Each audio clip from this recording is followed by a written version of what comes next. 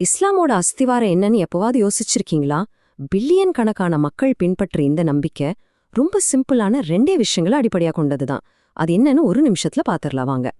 இஸ்லாமோட மையமே ரெண்டு விஷயம்தான். ஒன்னு, நீங்க என்ன செய்யறீங்க, அதாவது உங்க செயல்கள். இன்னொன்னு, நீங்க என்ன நம்புறீங்க, அதாவது உங்க உலக பார்வை. இது ரெண்டும் ஒன்னோட ஒன்னு சேர்ந்தது. ஒன்ன விட்டுட்டு இன்னொன்னு இருக்கவே முடியாது, பாத்துக்கோங்க. சரி, முதல்ல செயல்களை பத்தி பார்க்கலாம். இதத்தான் இஸ்லாத்தோட 5 தூண்கள்னு சொல்றாங்க. இதுல 5 முக்கியமான கடமைகள் இருக்கு. ஷஹாதா, அதாவது நம்பிக்கையை ஏத்துக்கிறது.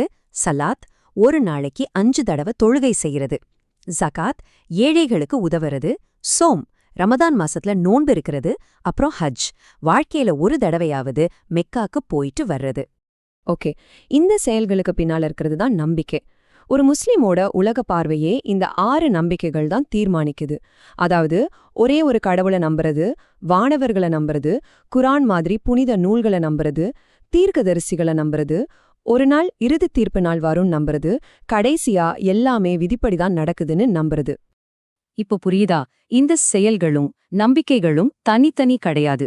ரெண்டும் ஒன்னா சேரும்போதுதான் ஒரு முஸ்லிமோட வாழ்க்கைக்கான முழுமையான வழிகாட்டி உருவாகுது. சொல்லப்போனா இது ஒரு ப்ளூ பிரிண்ட் மாதிரி. இது ஒரு சுவாரஸ்யமான கேள்வி இல்லையா? யோசிச்சு பாருங்க.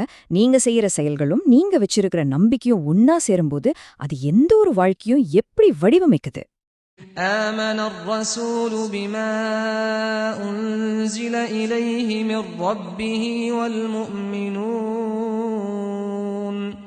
كل آمن بالله وملائكته وكتبه ورسله لا نفرق بين أحد من رسله وقالوا سمعنا وأطعنا غفرانك ربنا وإليك المصير